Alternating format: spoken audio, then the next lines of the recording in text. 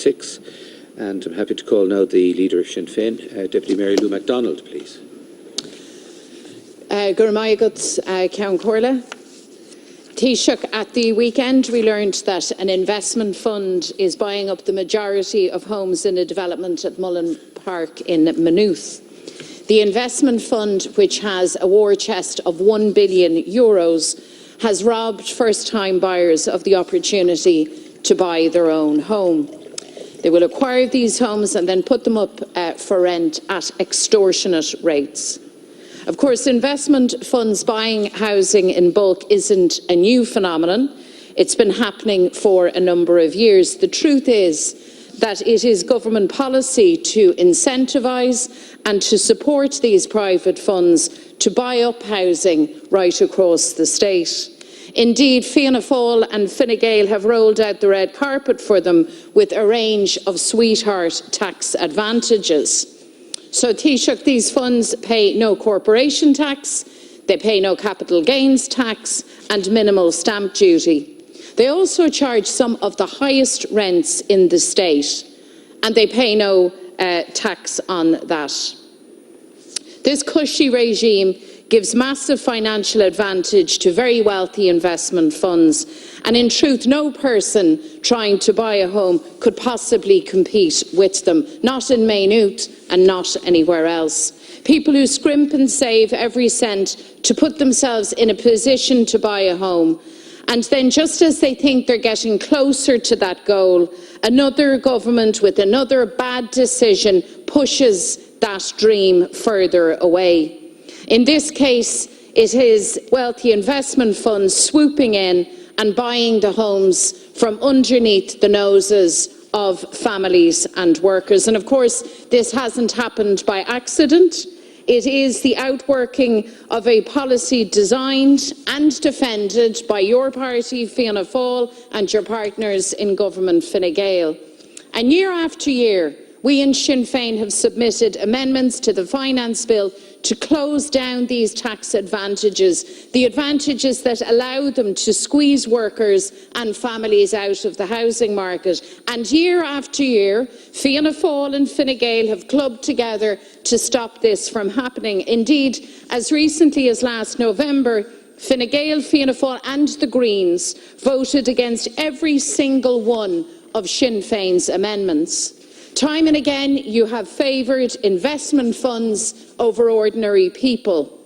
And now your Minister, Darragh O'Brien, says that Fianna Fáil's big plan to tackle this scandal is to limit investment funds to purchasing only 70% of a housing estate. Well, woo-hoo.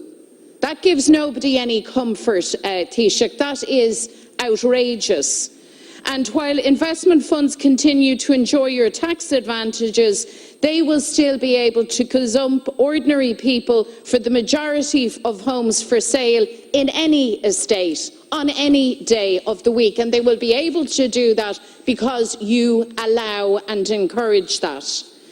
This approach is just another plank of a housing policy that is failing. You have produced an unambitious, anemic plan that has no understanding even of affordability. Taoiseach, €450,000 for a home in Dublin is not affordable. And people deserve better.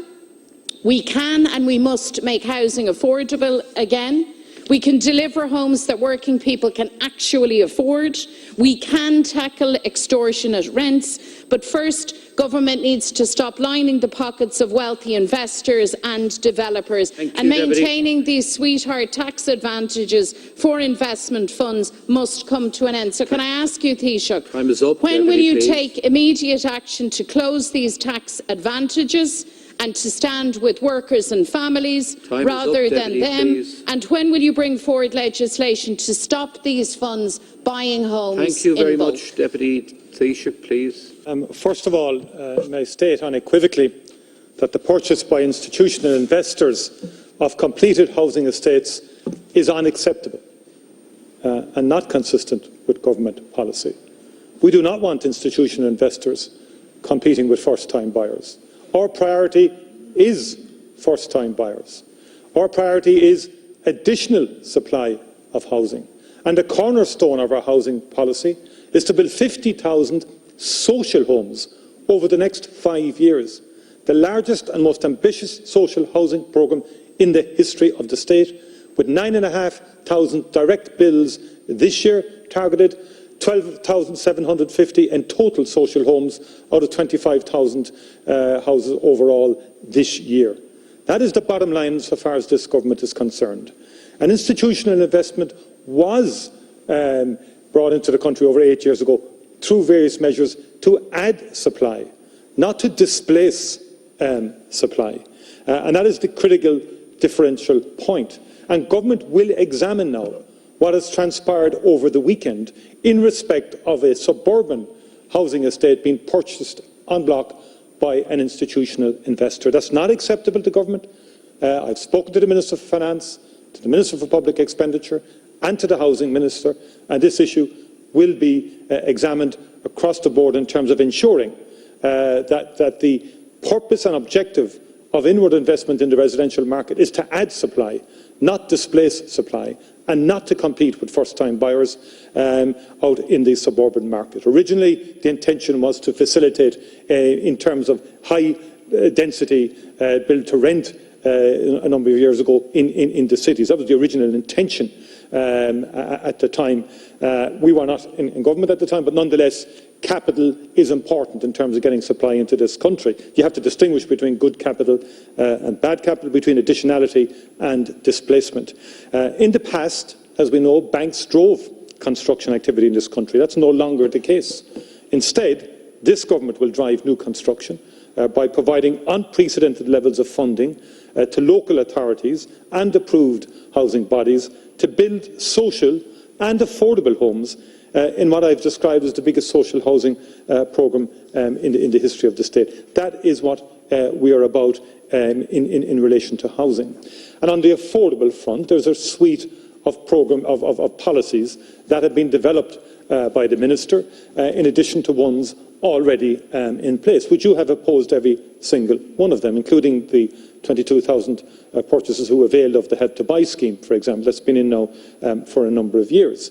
The affordable bill does give mechanisms and more opportunities to support affordable homes for couples and young people who want to buy housing. That is important and extremely important. And also in terms of delivery of housing programmes, in terms of the construction situation itself. So from social homes to affordable homes to the development of brownfield sites to infrastructural development, the whole raft of URDF funding, for example, to enable infrastructure to facilitate the construction of housing.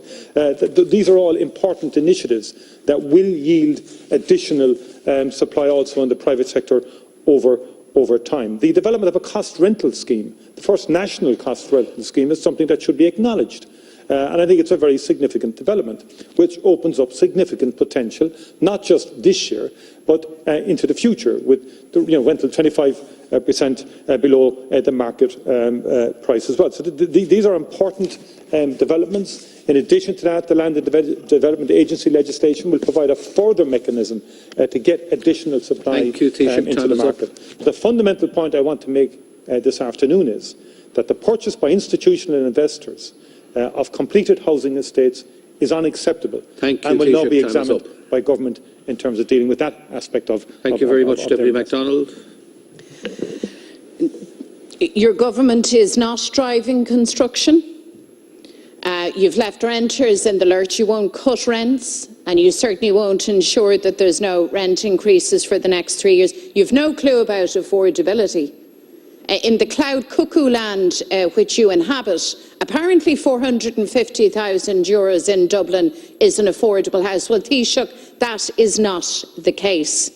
And above all else, your policy has consistently favoured and facilitated big developers, landlords and private investment funds. And what happened in Maynooth was not an accident. It is a direct consequence of your government's policies, policies that you have designed and defended. You have cut a sweetheart deal arrangement for these investment funds, as I said, with no corporation tax, no capital gains tax, only minimal stamp duty. And the result of this is that these big wealthy funds can swoop in and gobble up those houses that workers and families should expect to be able to afford. So I've put it to you, Taoiseach, I'm not looking for a long-winded examination of this. The evidence of your policies is there to be seen on the ground. I want you to tell us today that you will end these sweetheart arrangements for these funds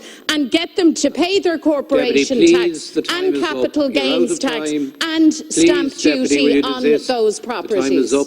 Taoiseach. You should listen to what I've said. I'm very clear. This is not government policy. And as I said, the institutional, I've said it very clearly, we do not in any shape or form deem it acceptable that institutional investment of this kind would buy up the estates that are already built. We've said that now. And by the way, just to put things in perspective, resident to social or indeed to affordable housing, and you have voted against every affordable scheme that is brought before the House itself. Please, can I ask, please, if the leaders will comply with the time limits that have been set down, please. We move now